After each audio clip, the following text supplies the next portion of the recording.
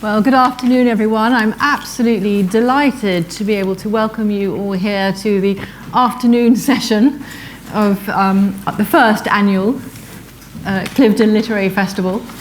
And this panel, as you know, we're talking about women in power. And it's my honour to be able to introduce four women whom I greatly admire. And I think it's safe to say that they themselves not only know about women in power, but are themselves also exceptionally powerful women. So, without more ado, I'd like to introduce Tina Brown, Helen Castor, Bettany Hughes, and Dambisa Moyo. And I'm not going to give a rundown of their CVs. I know that their many accomplishments are listed in the programme itself, and obviously all of us will be rushing after this discussion to the bookstore to buy their many books. Now, to start,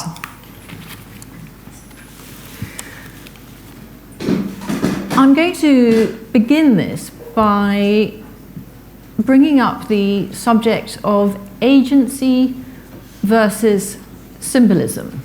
So that is the idea of women actually doing something rather than simply being.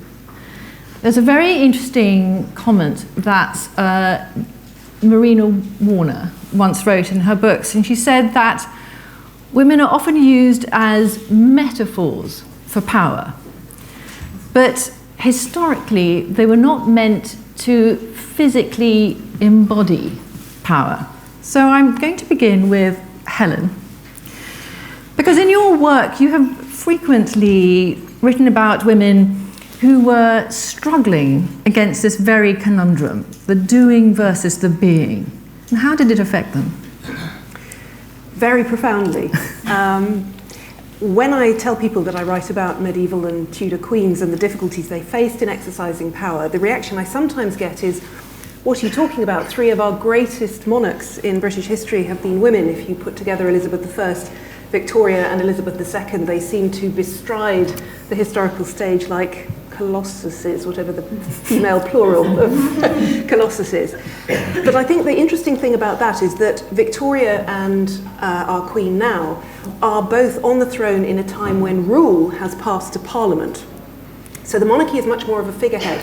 And if you think about figureheads, we have never had any problem in our culture having female figureheads. The literal figureheads on the prow of a ship were almost always female. Many, many of our statues, you walk around our great cities, and statues of peace, justice, victory, and so on will be female. But those are passive embodiments of civic qualities, cultural qualities. We have much, much more difficulty with a female figure who is an individual with agency. And if you look back at the centuries I've written about, that is absolutely clear. Women can do so long as they are safely enfolded within a structure of male authority. So a queen can support her husband, the king. She can give him children. She can advise him so long as her advice is seen to dovetail with female virtue. That is, if she's interceding in the cause of peace, if she is trying to temper the terrible power of his justice with mercy. A queen on her knees pleading for people's lives is an entirely appropriate form of agency. The king will then make the final decision. And that's why we have to go looking in the corridors and the bedrooms of power most of the time if we want to see female influence at work. But actually exercising power in a straightforward way, there are huge difficulties there. Some of them practical. Rule, historically, in the centuries and the places I look at, is to do with making law and making war. And those are male functions that historically women haven't been able to do. But it also spills over into the theoretical, because if a woman, a virtuous woman, is supposed to be one who acknowledges and obeys the male authority of a father, of a husband, of a king, of a priest, of a male god, then a woman who attempts to stand centre stage and to command is seen not as a commanding monarch, but as an unnatural woman.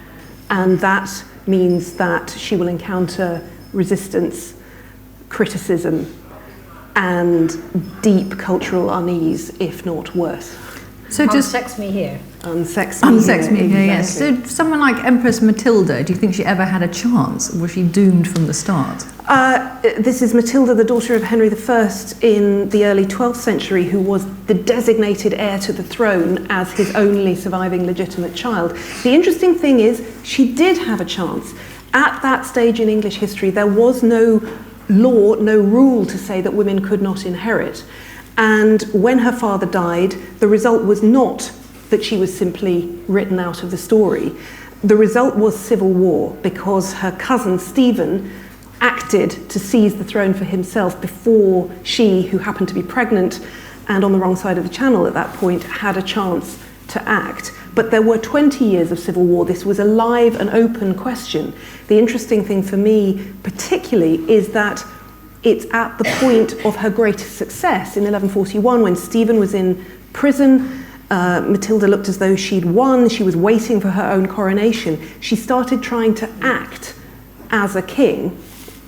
And this is where, if you read the chronicles, some of them admittedly very hostile to her, but yet this is a theme among the chroniclers and historians now, that she was too arrogant, too haughty. She put people's backs up. She didn't listen enough to advice. Her father, who was acknowledged as a very great king, the Lion of Justice, is praised for making his nobles toe the line. He's not criticised for not listening to his advisors.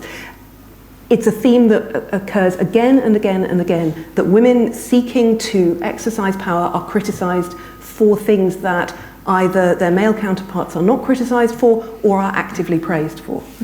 So switching gears slightly, Dambisa, Moyo, in the business world today, one of the most, to me, interesting movements is the 30% Club, and this idea that if women represent more than 30% or at 30% on a board, there's a tangible difference. And I wondered whether, in your experience as being a board member, have you seen an actual tangible difference when women make up more than 30%? And if so, what is that difference? So there's a rule of thumb that if you have one woman on the board, everybody assumes, oh, she's the affirmative action candidate, a quota filler. If you have two women on the board, people say that the men spend a lot of time wondering if the women get on. Is there going to be a cat fight? How are they getting on? And actually, only when you have a minimum of 3 women on the board does it become sort of irrelevant. And it's interesting because and on at least one of the boards on which I serve, there are now more women than men. And in the discussion about bringing on 2 additional women onto the board, it was raised, somewhat in jest, but actually I think there was a real concern. They said, well, actually there'll be more women on the board if we bring on this additional person. And I said yes, but there's a real nervousness that somehow, and I think it goes back to this idea of conformity, that issues around strategy, around audit and risk, big number types of discussions are things that women are not necessarily au fait in, and therefore we want to be comfortable that a sort of swashbuckling guy who actually potentially talks more than he actually has delivered is the kind of person that we see in those roles. I do think that there is a deep concern, not just by within me, myself, but other women as well, that we don't want to be sort of in a quota-based system where it's eternally a debate about, oh, we need to make sure that we've got 30% women, and then it's all fine. Because even within the board construct, there are questions about evolving as women, becoming better, becoming more chairman of these boards, becoming chairman of committees. And if you assume that women are only on these boards because they are women, then you actually sort of cap their progression even within the board construct. And especially when there are bigger discussions or things become very difficult. Should we fire the CEO? Should we change strategy of the business? Should we pay dividends? Should we cut capex, etc.?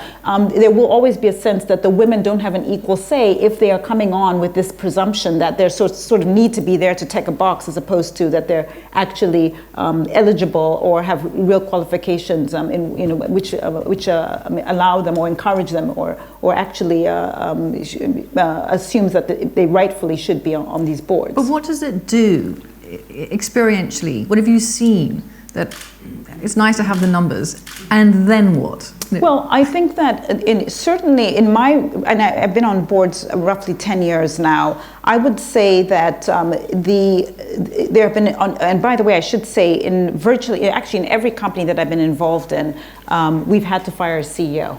And I know a lot of hedge fund friends of mine say, please tell me the next board you're getting on so I can short the stock. But the reason I bring that up is that in those very difficult decisions, having what I would call the female perspective, which tends to be less combative and much more, what I could consider good judgment, has to me been incredibly helpful. And I hesitate to say that because I think that then again, sort of suggests that there's this schism between men being really good at numbers and women being sort of emotional. But actually, when you are deciding whether or not a CEO should be fired, and these are companies that are hundreds of thousands of people in 70 countries, 80 countries around the world, it's a very, very big decision. And very often, you do get into situations where I think a male ego of combativeness and argumentative elements and hierarchy and sort of pursuit for the next level can cloud that judgment. And whereas for women, I think we're very keen to do the best job that we can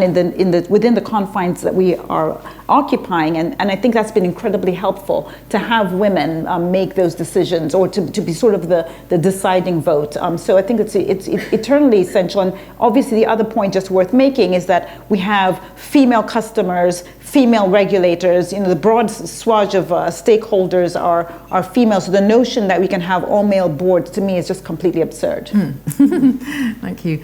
Bettany, one of the things I've always found fascinating about the ancient world is how there's a lot of female symbolism, but when it came to female agency, suddenly it's a sign of decay. It's a sign of Roman decadence to have a woman with any sort of power. And I wanted to ask you in particular whether movements towards female legal emancipation change some of those issues. So I'm thinking, for example, when the Emperor Augustus emancipated all women who had given birth to 3 children or more, and by that I mean that they no longer had to have a male guardian overseeing them legally once they had given birth to 3 children. Was there a change in attitude, or was it always a symbol of decay and decadence? I think it was pretty grim, actually. I don't think, sometimes we think about these Augustan reforms and then thank heavens women suddenly have agency. It's absolutely the opposite, because as you say, they have to get married, they have to have 3 children, and that means because men are liberated of their legal responsibilities, they're often marrying or becoming betrothed to girls as young as 6 or 7 or 8 or 9. So actually all it does is cauterize and etalate the possibilities of being female. What is really interesting about the Roman situation is it sort of is ghastly. And then when Rome never falls but moves 854 miles east to Constantinople to become the new Rome, there's a really interesting collision then of the Roman law as the letter of the law and this much more vibrant Eastern influence in this Eastern city, which is much more used to female agency and really fascinatingly, where eunuchs have a huge amount of power. So suddenly you don't just have 2 sexes, you have 3 sexes. And because there's this third sex, it seems to allow women to hold extraordinary positions. It's being analysed really carefully. I don't know whether we should be bringing eunuchs back into the workplace, but it's some would argue they are. Yeah, well, exactly. But it is this kind of golden age for women, and you have these empresses who rule 1 million square miles, who make laws, who break laws, who determine policy. So that's what happens with the ancient world. I actually think it's worth going a bit further back in time to speak to both of your points, because of course the world doesn't begin with the Greeks and the Romans. It begins in prehistory for humanity. And such an interesting question about symbolism and agency. And it seems to me it's very worthwhile spending a bit of time in the time before time where women are both symbols and have agency. So we're talking about 10,000 years ago.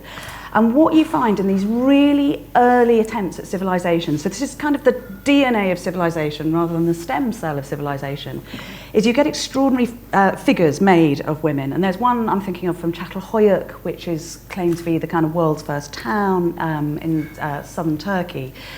And this figurine is of a woman. She's the typical kind of prehistoric figurine that you'd expect. She's beautifully fat and fecund with huge breasts and pregnant and wonderful fat cellulite thighs. And then as you turn the figurine around, you realise that the flesh is melting away from her body, and from behind she's become a skeleton. So you just have her backbone and the ribs and her hip bone. And it feels to me, in that weird, potent figurine, is the beginning of the trouble that women have been dealing with for the last 10,000 years. That society loves the fact that women are potent in all ways, not just in terms of childbirth, but they have real agency, and we know that from the archaeological record. They definitely have agency. It's not a matriarchy. They definitely have agency in society. They can give birth, they seem to be able to generate life, but this was a time where 1 in every child was stillborn. So women were also thought to generate death itself. And that sets this ugly train of thought going in the story of mankind, that, as you say, if women are powerful, there therefore must be something sinister going on. We can't trust that power. It's not a virile, heroic, the word hero means a saviour. It's not a power that saves, it's a power that can bring trouble to the world. So actually I think we need to start at the beginning and look at what happens. I said, women are fine in the DNA of civilization. Once there's this kind of stem cell, you'll know.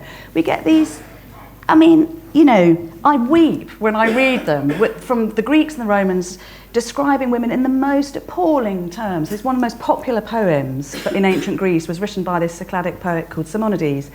And he has great fun talking about how women are descended from foxes and bitches and pigs, and, you know, he describes in great delight why it gives us all these horrible characteristics. And then he says, you know, the best man is a man who has a stone nearby so he can smash his wife's teeth out so that she can't speak. And this was like, oh great, we all know that one, Simonides. That's a, you know, that was a sort of mantra poem for the Greek world. So in order to solve the problem, I think we have all got to be very, very honest about how deep its roots are. And that's why these advances recently are extraordinary. I mean, the scale of change is extraordinary. Believe you me, I'm very aware of how much work there is to do, but actually the rate of change is unlike it's ever been before in the story of mankind. Thank you very much. Tina Brown, I'd like to begin by sharing an anecdote about the two of us working together some years ago when Tina was editor of Newsweek. She commissioned me to write a cover story on Maggie Thatcher and also the making of the film The Iron Lady. And I'll never forget being in Tina's office, and here is a woman not just at the top of her game, but at the top of the publishing industry in New York. And as we were talking about Maggie and power and women in power, Tina, half jokingly but angrily, said to me, you know what? I mean, what the fuck does a woman have to do around here to get respect? And I've never forgotten that. And I want to ask you now, what was it that was making you angry? Because you were already incredibly successful, more successful than most people can ever dream of, and yet you were angry. Why?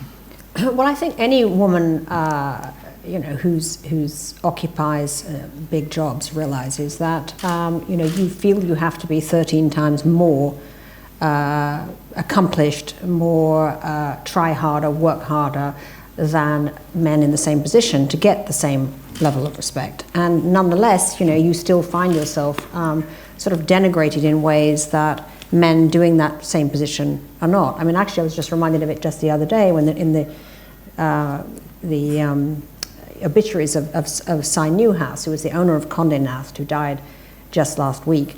And there were lots and lots and lots of pieces about, all the editors who'd worked for him. I worked for him for 17 years as first editor of Tatler, then Vanity Fair, which I turned around for him in the 80s, and then of The New Yorker. And so, the editors were all sort of written about. And it wrote about me and Anna Wintour. It said, he then hired, this was the only reference to Anna and I, right? It said, he then hired the buzz-obsessed Tina Brown and Anna Wintour. And then it went on to talk about the other editors, and you have long, respectful quotes and so on with the male editors in the company. And I was thinking, wow, you know, Anna Wintour and I, like, buzz-obsessed, that's us, you know, the two of us. Like the sort of, the, you know, the Fizz twins, you know, who came into the company and sort of clicked our fingers and wore the high heels and just, like, brought a lot of buzz, you know. And I just thought, wow, you know, I'm sure the writer who was male, you know, didn't realize just how offensive it was. But it really was, you know, when I considered the kind of achievement, you know, in terms of the revenue brought in and the kind of things we'd both done for that company and for who would, Si Newhouse would never have considered us in those terms. So it just reminded me that this happens, you know, all the time, really, to sort of women in public life. And, you know, it is true that, I mean, Hillary has said quite memorably that, you know, when a woman is out of power, she's hugely well regarded. I mean, exact example was when she was Secretary of State. When she left the State Department, the reason she decided to run was that she had the highest approval rating of any woman in America or the world. I mean, she was it. Like, she had something like 60% approval rating or something. As soon as she starts to run for office again, you know, she becomes this, she's demonized. And it's because, you know, not being a threat to anybody, she could be sort of, you know, an icon. But once she showed again that she had agency and that she was competing, she was now a figure of disgust. I mean, and I think that, I mean, the truth is when you're talking about the difference between, you know, the symbolism and reality and so on, I mean, the fact is that women tend to only get the jobs when they're not worth having, let's face it. I mean, you know, how many jobs do you see which are absolute, women tend to get brought in when the company's an unbelievable mess and they think, well, let's just try a woman. Yeah. I mean, or if they get the, you know, they get the job reading the nightly news when nobody's watching the nightly news anymore, right? Yeah. Then they're not big jobs anymore, you know. So this happens, you know, you see this happening again and again and again. And Rockefeller did a very interesting study to also show that when companies failed and they had a woman CEO, there was 30% more chance that people were blaming the CEO for the demise rather than, oh, the company was in bad shape, you know, the moment passed in the culture or whatever. If a woman's in charge, it was her fault. You know, they brought in this dumb CEO, you know, who took it down. And it also found that women CEOs were 30% more negatively covered, I mean, just by looking at all the surveys, than any of the male CEOs. So there's definitely still, it's tremendously hard still, I think, for women sort of in the public eye to get the same kind of respect, if you like, to their male counterparts. I think you're right. And I want to follow on with that because I think it's quite interesting. So just slightly changing tack now and thinking about getting into power and holding on to power. Dambisa Moyo.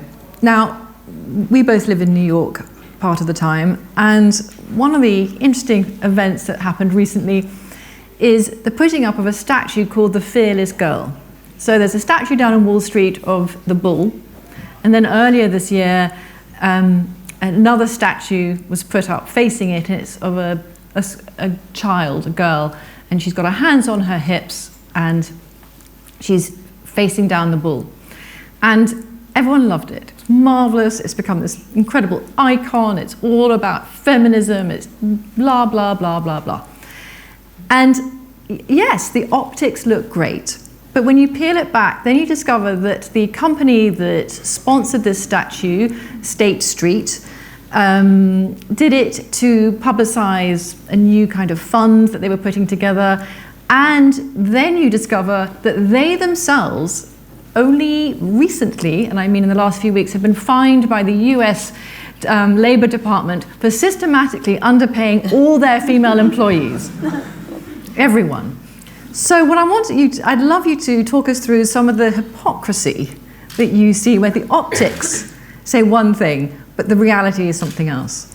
So this is a classic problem that you find. I mean, for about 5 of the 10 years that I've been on boards, I was the only woman, which I find outrageous. I mean, I'm from Africa, and I always would say to my board colleagues, so what, you were waiting for an African woman to show up on the board of Barclays Bank? It's been around for over 360 years. You're telling me there are no British women who could be on this board? And they always would say, well, there's cultural norms, you don't really understand what's going on, you know, there are a lot of women who don't want to apply, etc. But, you know, just to illustrate maybe with some stories to give you a bit more color. one of the things that happens a lot is people say, oh, you know, we really, so during the sort of nominations and governance discussions, we really need more women on the board. And, you know, maybe it's because we've been arm wrestled by 30% club, or whatever the reason, this debate will come up. And without even a moment of thinking about it, everyone will look at the women. And then, I mean, so we've gotten to this mantra now where we say, but you're married to women, you have daughters, you've got sisters, you have mothers, you should care just as much as we. Why are you looking at us?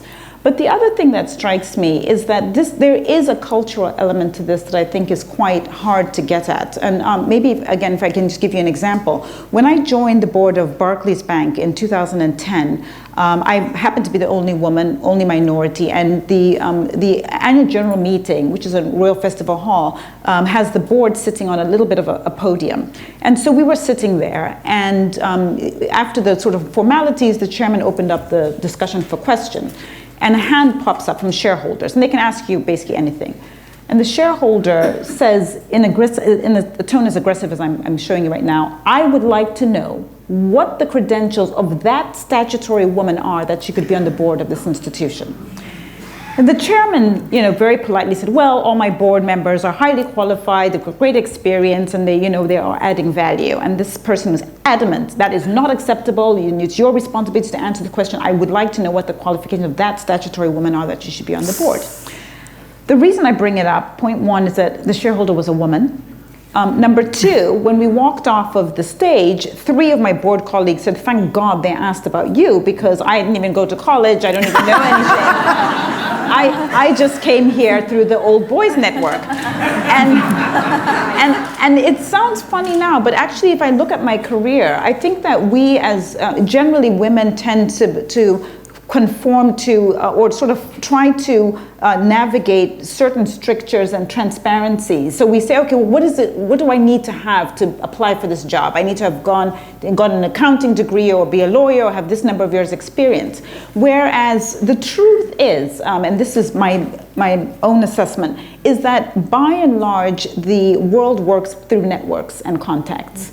And so, it's this point that Tina made the point about essentially you have to be gold to pass as silver. For women, there's always an expectation that your credentials have to be really quite amazing, because usually your resume just landed on the desk, nobody really knows who you are. Whereas for guys, it's like, oh, I played golf with the guy, he's fantastic, he's my buddy, we went to school together. And even if they don't have the right credentials, I can't tell you how many times with all the conversations about needing more women on these boards, in the last 4 people we've put on a lot of the boards that I'm on are all male. And you think, well, didn't we just have this conversation? But the truth of the matter is that's the network that they know. And so for women, it has to be the case that if people don't know you through their network, your credentials, unfortunately and unfairly, have to be so much more bulletproof for them to think, oh, well, actually, this person does seem pretty interesting. We should at least bring them in for an interview. So it's not to, I know I'm not answering your question directly, but I think that there are a lot of themes, cultural themes that are going on here.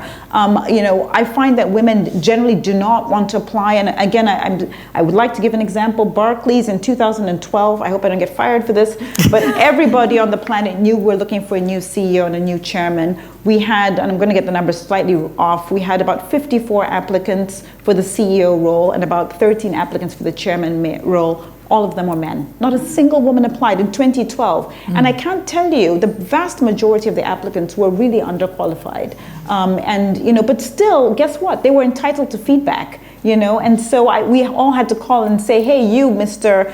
53 out of 54, you were never going to get this job. We still want to tell you that we thought these were good elements of your career and this is what we would build upon. But women haven't done that. And this goes back to this cultural point. And I'm not here to point fingers and say it's women's fault, but I'm just saying that I think it can be a little bit too easy to look at the numbers only and say, well, these companies aren't doing enough, when they are a bit lazy, for sure. Because, they'll say where we're going to find female bankers, where we're going to find. But I do think that women also have to take on a much more aggressive approach and be willing to take critical feedback, which really sucks. I think we're not used to that But I think that the onus has to shift and not have great expectations that these institutions, regardless of what they say, are somehow going to send you an engraved invitation and say, Amanda, you're just so fantastic, would you love to join our board? It's just not. Which, of course, is my fantasy. Yes, I'll send it to you. You're in my network, so. Thank you. So speaking of institutions and resistance to female rule, Helen, one of the things I've always found fascinating about European medieval history is the passing of Salic Law, which made it impossible in all countries that adopted Salic Law for women to rule. And so those that did were somehow female in body but had to be male in law.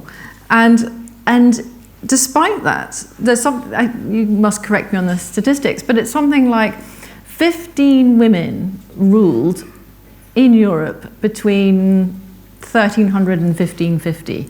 So how did these women do it with so much stacked against them? That is a very, very interesting question. And I think when we think about laws surrounding succession and the nature of rule in the Middle Ages, we tend to think of them as very strict. We assume there's some rule book somewhere that gets consulted and then succession happens accordingly. And it so isn't like that. In all the cases that I'm familiar with, and I work particularly on England and France, so those are the examples I know best, what tends to happen is that a political situation arises, something happens for reasons of realpolitik, and then the law has to be reverse engineered to justify whatever has just happened. And the interesting thing about England and France in those cases is that different things happened.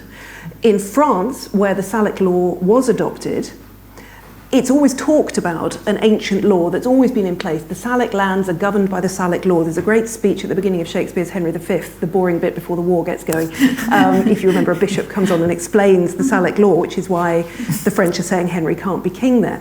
The Salic Law was made up over the course of the 14th century in order to justify what had happened in France at the beginning of the 14th century when a king had died very suddenly, very young, leaving a pregnant wife whose baby was a boy but died very, very quickly, then leaving a 4-year-old girl whose mother, his first wife, was in prison and her marriage had been annulled for adultery.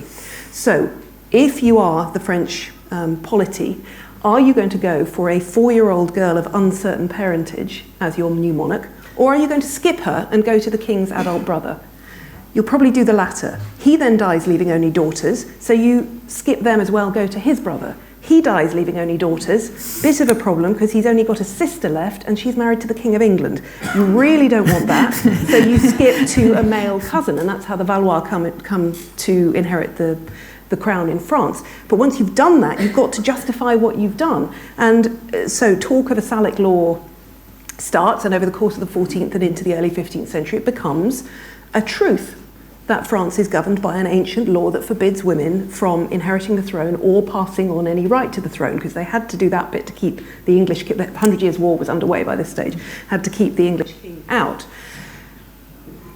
Interestingly, I get the feeling that that rule becoming so clear in France actually made it easier for some queen mothers to step forward after that point and act as regents for their underage sons. There is a tradition in France that emerges in the 15th and 16th centuries of powerful queen mothers ruling in a way that never happened in England, because England had a much messier situation. England had had Matilda in the 12th century almost getting the throne, but not quite, but then managing to get her son to be king. So in England, it was clear that women could pass on the right to the throne to their son, not clear whether they could inherit themselves. And essentially the reason why we do have female rule in England is because in the middle of the 16th century, we get to this extraordinary point in 1553, where the only claimants left to even attempt to take the crown for themselves are female, because the Tudors had been so bad at producing boys and so good at killing anyone else who might have a claim to the throne that there were only girls left, at which point you're just going to have to get on and make female rule work in some way. But it was always an oddity, always out of the norm. And if you look at the political careers of our queens regnant in England, there's a different model at work in each of them. Is the Queen's husband going to be king? Is he not going to be king? Is she going to have a husband? It's different every time. And I think this relates to something sort of underpinning what everybody has said so far. I think in a culture where power is, and always has been, assumed to be male, there is nowhere neutral for women to stand. There is no neutral model for them to inhabit. We all know what a powerful man looks like.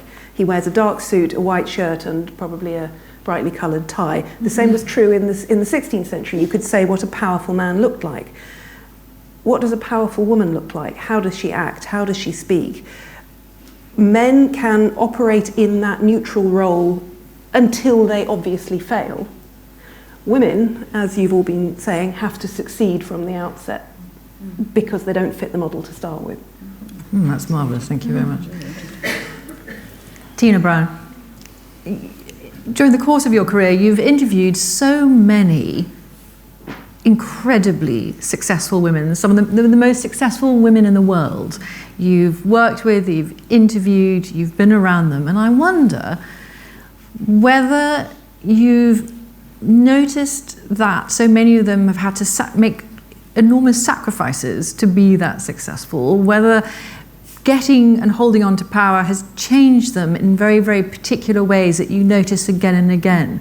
And is that your impression? And if so, can you describe that in a way that is tangible? Well, I think most of them have in common, the women who've succeeded, is that they're two things. They're resistors and they're persisters, right? You've got to be both. You know, you have to be willing to resist all of the things that are going to sort of push you down or box you out or, you know, tell you that you don't belong. And you've also got to be just unbelievably tenacious, which is incredibly important because you are going to have so many rebuffs. But I also think, you know, the whole question of motherhood is a huge factor in it too. Making your own individual peace with however, if you are a mother, you're going to integrate that or deal with that. And I was actually very struck when Nicole Kidman got her Oscar for Big Little Lies, and she said, you know, this is not to her child. She waved the Oscar and she said, that was the Emmy actually, I beg your pardon, her Emmy for Big Little Lies, and she said, you know, this is all the times I wasn't there to kiss you goodnight.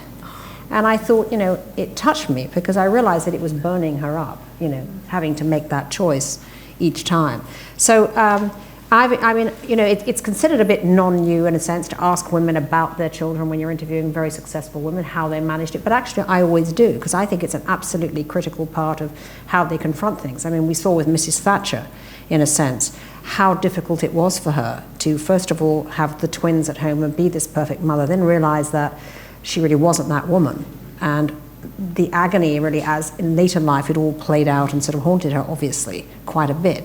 And I think, you know, of all the powerful women I speak to, that is just so much sort of top of their minds, that how they make their peace with it. You know, what kind of mother am I going to be? How am I going to integrate the burning sort of feeling that women have, that they do also, many of them, most of them, want to also be nurturers on the private scale, whether it's looking after their parents or their husbands or their children. It has to somehow be confronted and dealt with and integrated. And the most successful women really are the ones who've somehow found a way to get that in their own heads right, even if it's outwardly people don't agree. I mean, you know, Christine Lagarde, for instance, an amazing woman who I much admire and respect. I mean, she talked, you know, quite candidly about how she'd left her children in France and come to work at Baker Botts in Chicago and left the children you know, with her husband, and you know, she was asked, you know, did that give you pain? And she said, well, some, but at the same time, you know, he's not in drug rehab, so things turn out okay. And I just thought it was sort of refreshing, in a sense, that she'd been able to say, you know, ambition was very important to me. I wasn't the perfect mother, but actually it all turned out all right. Bettany, now, one of the things, this is perhaps a difficult question to ask, and maybe it cuts slightly close to the bone, but I think we have to talk about this, which is that as female historians, you know, the things that we often hear, number one, it's such a shame there are no women out there really writing history. Yeah. Or, yes, they write some niche history, but the big histories, the important ones, and it's all men, and that's why you never see any women doing blah blah blah. And so there's this discount.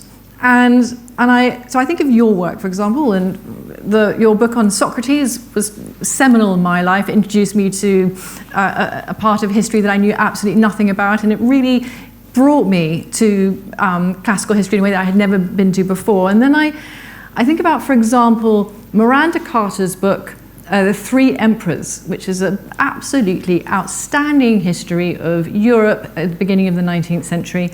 And the way it was reviewed, and in particular I'm thinking of Max Hastings' review, in which, this is 2010, in which he said, well, she was marvellous about the social life and the gossip and the balls, but of course she knew absolutely nothing about the military side. And that is the way that you write women out of history as makers and recorders of history. And what is your answer to that? How does one flip that particular ugly coin? Gosh, well, how long have you got? What a brilliant gauntlet to throw down. I can just slightly better that review. That my Socrates book was reviewed in The Spectator, and it started off with a paragraph, and the sentence opened, "Raven-haired Bettany Hughes," and there was a whole paragraph about my hair, and then it talked about how bad the book was, and I thought, well, You've exposed yourself, sir, in that. But it is clearly it is a critical problem. And again, not to be too anecdotal, but when I first talked to the BBC about presenting history programmes, noticing that there were no women, there were no female historians presenting authorial programmes. And I then did the Hugh Weldon Memorial Lecture, and we did some research, and it turned out that somebody had presented in 1957 a history of dresses, a female historian, and there wasn't a female historian on the BBC presenting a history series until I did one in the year 2000. And in that meeting, before I knew this, so this was in the 1990s, and I went into a producer and I said, all these extraordinary stories, brilliant, and there's a possibility to put women centre stage, and they're just extraordinary stories anyway, and more women should be seen doing them. I was sort of talking away. And then I realised, when you're in a meeting and you suddenly realise you really are the only one doing the talking. And there was sort of tumbleweed blowing through the office. And I stopped, and he said, can I tell you three things? This was in the 1990s. One, nobody is interested in history anymore. And he was sort of right, actually, because it was the year 2000 was approaching, and there was this notion that all the answers were going to lie in the future and that the past was irrelevant. Two, nobody watches history programmes on television anymore, and this was the year before Simon Sharma had done his History of Britain, which proved that completely wrong. And three, and at this point his hand stretched out towards my knee, nobody wants to be lectured at by a woman. Oh. This, ladies and gentlemen, was the 1990s, not the 1690s or indeed the 1890s. So that is the kind of the depth of the problem that we're dealing with. So you're absolutely right. I think we all know there's a problem. So we have to work out the solution. We have to get Pandora's last gift to humanity, hope, from out of her box. And I think, exactly as you were saying, women have to address this on the front foot, but more than that, society has to address it. I think there is such not just subconscious bias but confirmation bias in so many decisions that are made.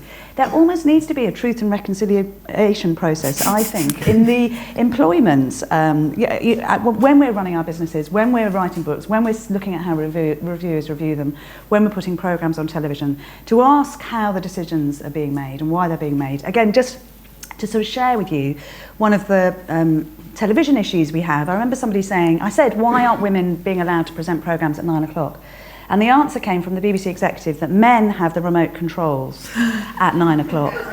And therefore they are happier watching heroic men doing the thing they've been doing since Achilles' time. So those conversations have to be explicit rather than transparent. But I do think we can all do that. I think actually there's a rather brilliant thing that the word man comes from the Proto-Indo-European manu, which means mind. So a man isn't a thing with a penis, it's a thing with a brain. So I think if we use our minds, our wits and our will and our wisdom, actually it is possible, and I would say quickly, to change things. If you think how a few years ago, when smoking was banned, everybody in this country, everybody said, it's not going to work, it's not going to work. You know, it's curtailing our liberties. Nobody's going to stop smoking. Within 2 weeks, everybody stopped smoking. So I think that we can change the world, ladies and gentlemen, in 2 weeks if we try.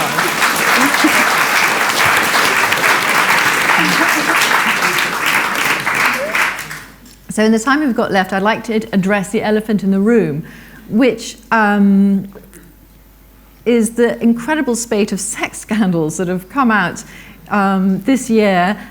We have a sexual predator in the White House. We have Harvey Weinstein, and this. Speaking of elephants. Yes, exactly, elephants. Yeah, hairy elephants. The great collapse of Harvey Weinstein and his mogul media movie empire, and so. I don't think we can talk about women in power without also addressing the problem of sex and how sex and sexuality is often used against women. And Tina, I'd really be fascinated to know, if you don't mind spilling a few beans, that what was it like dealing with Harvey Weinstein, that bully, for 2 years at Talk? How did you manage it? I must say I did have sort of PTSD at the end of that 2 years. It was extremely intimidating. He's a very, very intimidating man. And actually, I mean, I did not see, because we were not sort of in the same office, and I never used to hang out with him socially at night when most of this stuff went on after hours in bars and so forth, or as we now know, in the famed hotel suite. I was never invited up for the you know, the quick flash beneath the white toweling robe. But, you know, I did experience the bullying and the intimidation and and it was pretty ugly. I mean, you know, his business meetings, it was like listening to one of the John Gotti wiretaps, frankly, because it was always like whack him and gouge him and kill him and, you know, and let's just do him and, you know, fuck him. And I mean, you know, it was actually an incredible thing, having come from the somewhat sort of genteel court of Condé Nast, where I had lived for 17 years. You know, with the new houses and so forth at Condé Nast, and then to find myself in this atmosphere was sort of mind-blowing. And what used to really astonish me was how unbelievably he would sort of humiliate his staff in front of everybody, you know, and he did me too. I mean, he would just like shout, yell, profanities, and in front of people, you know, just completely decimate people. And it was very interesting.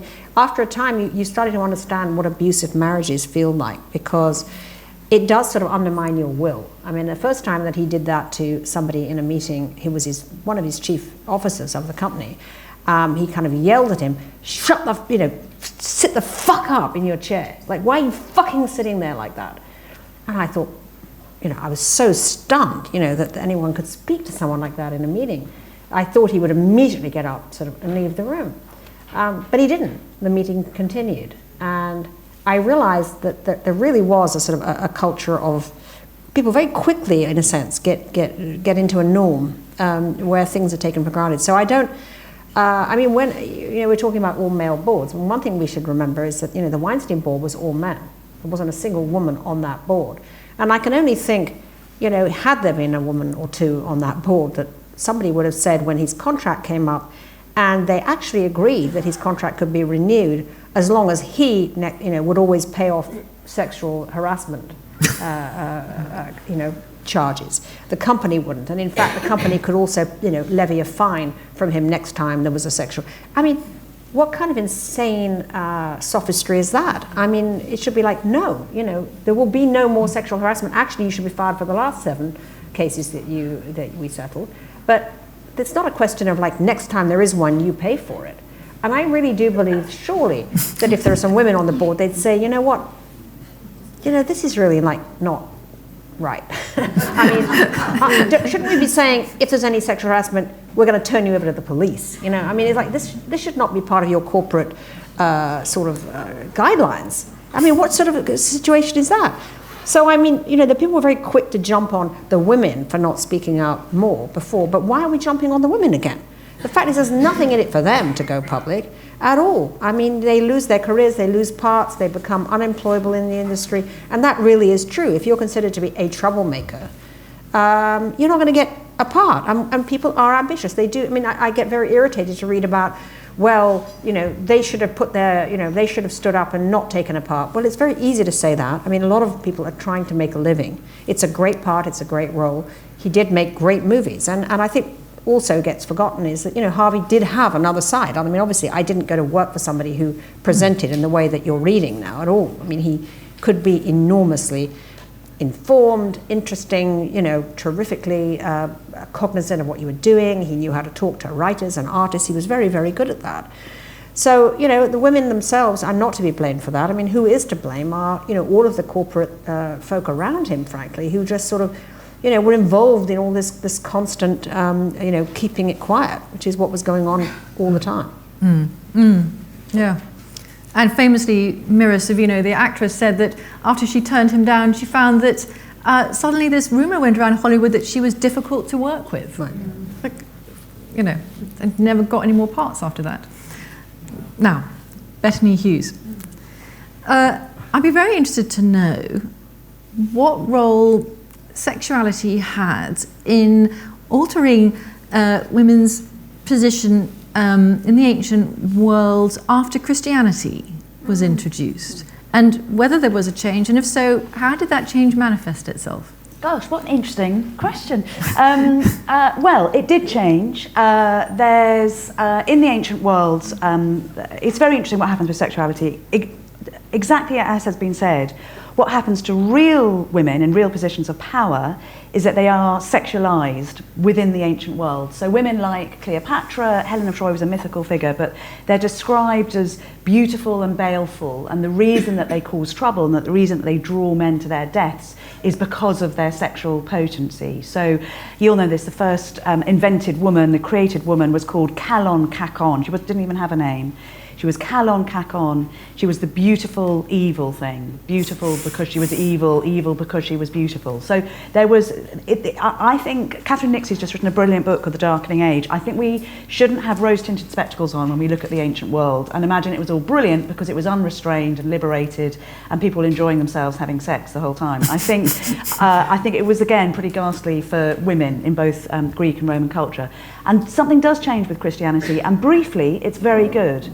So briefly, women are allowed to be virgins. They're allowed not to have sex. And although I'm sure we all love sex in this room, can you imagine the liberation for the first time where there's an institution who's saying to you, and the institution as in the state, saying to you, it's okay, actually.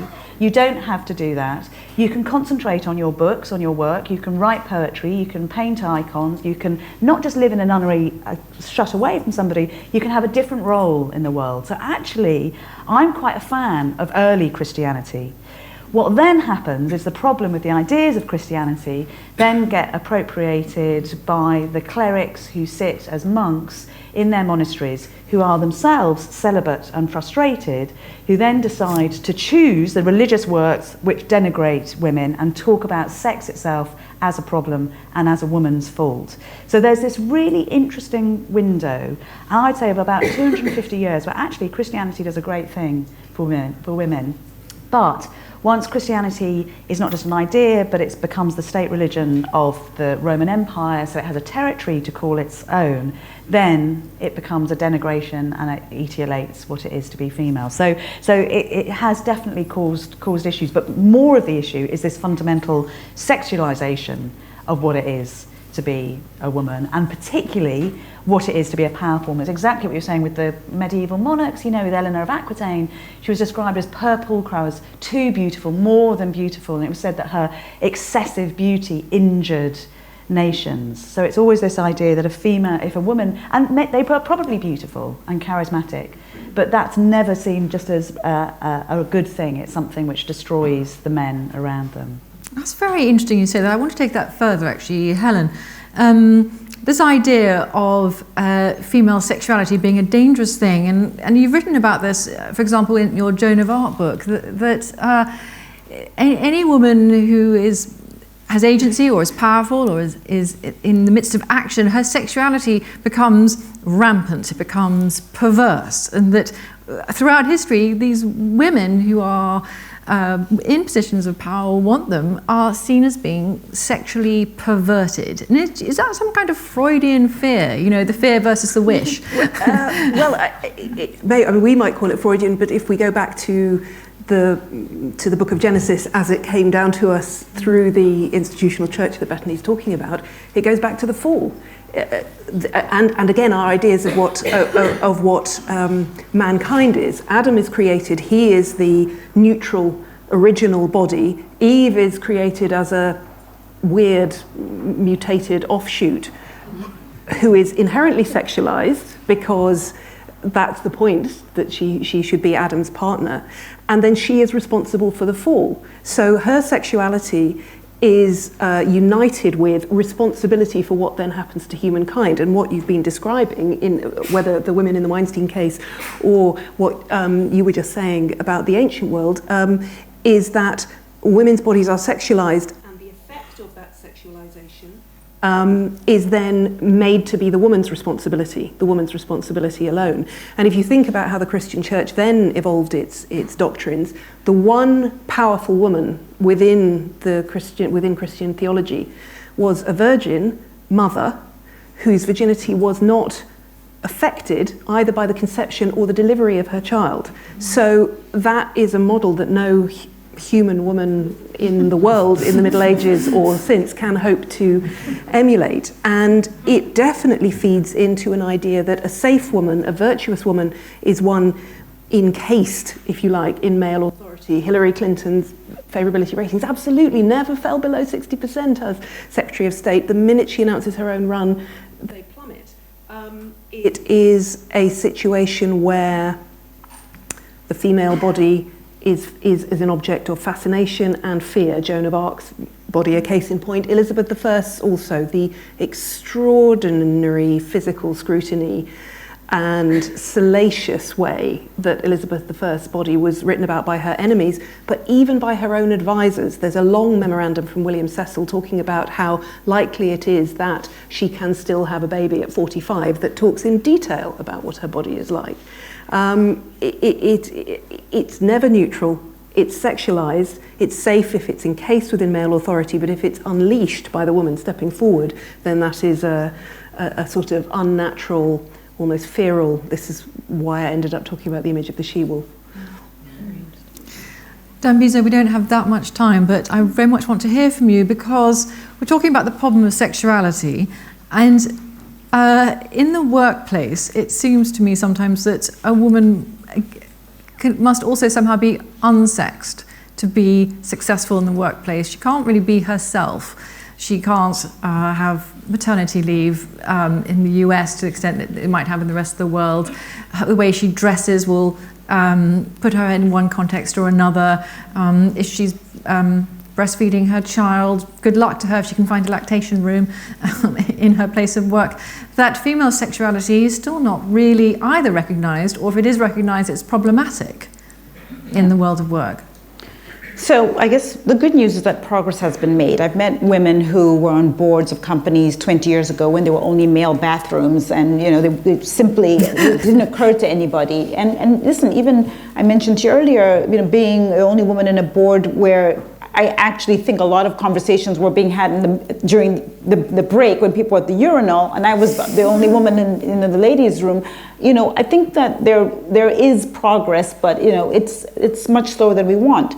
I think that from the perspective of women, but men as well, as we think about how society should progress, the question for me is how do we navigate what I think we know is truth, whether it's about historical constructs or it's about cultural norms that continue to exist today. How do we, as women who want to work, who want to be in these environments, how do we navigate these environments? And I think critically we want to make sure that we are part of the network, so that if there are promotions or there are job opportunities or there are issues around compensation, that there's a way for us to actually be part of that discussion and to be considered. And I think it's it's very important, because if we're seen as outsiders, not only are we capped in terms of progression, but it also means that we are never really armed with information about how we can progress and where these institutions may be going in the long term. And one of the things that makes me feel a little bit sympathetic for the guys that I work with is that for women, by and large, we meet the same type of guy. Whether it's the cab driver, the waiter, the board colleague, they're all generally dressed in an unsexed way. They have a pair of trousers, a shirt, maybe a tie. But then think about the archetypes of women that men have to face every single day. I mean, I don't see naked men, on the street. I don't see them in magazines. But if you're a man, you see, maternal, maybe a sort of, the traditional ball breaker in the boardroom. You may see Kim Kardashian wearing next to nothing in a magazine. I can't tell you how many times I've been in a boardroom where the door opens and a very attractive mid-20-year-old comes in with a skirt that's mid-thigh. It's in a professional context, but it's kind of not professional dressing. And so for guys, I think that they're constantly dealing with, I have to switch to this person. The waitress is maybe a bit more buxom and beautiful, and we could sit here and say, well, actually, that's just too bad. It's women's lib, it's women's rights. But I think it's also important, the onus is for us to actually recognize that our choices may limit our information and access to those networks, rightly or wrongly. And Tina and I were having a brief chat about the pervasiveness of the Harvey Weinstein thing. Why did it happen? Why does it happen in certain industries? Does it happen in all industries? And one of the points I was making is I think by and large in publicly traded companies, there's much more of a transparency, there's ability to hold people to account if that type of behavior arises. And Tina rightly pointed out, she said, well, what about Roger Ailes at Fox? And the point I made was that I think that, yes, it is a publicly traded company, but there's a large private owner, and so I think that also tilts how these things are dealt with by and large. So all of this is to say that I think that we should have equal rights. We should be allowed to wear whatever we like, but we have to accept that there are costs, potential costs, like it or not, to how we are perceived, and therefore, our ability to get access and information about what opportunities there may be. From my vantage point, I tend to treat men like my brothers. So if they compliment my attire or my hair, I don't take offense. I don't sleep with them because I don't sleep with my brother. But I also I'm happy to be teased and to tease them back, and I think that has helped me to get critical feedback when I need it. So there is a bit of an air where we're friendly and there's banter, but there is a respectability that the line has never been crossed. I think I was just teasing someone. I said, obviously Harvey Weinstein doesn't like black women. There are no black actresses who have come out. So maybe my experience in working with Harvey Weinstein would have been different, but I can tell you that I've never been, what I've just described to you has been a sort of toolkit that has worked for me, and fortunately I've not been felt under threat or sexually harassed in the workplace. Thank you. So Dambisa Moyo, Bettany Hughes, Helen Castor, Tina Brown, thank you very much for this stimulating conversation.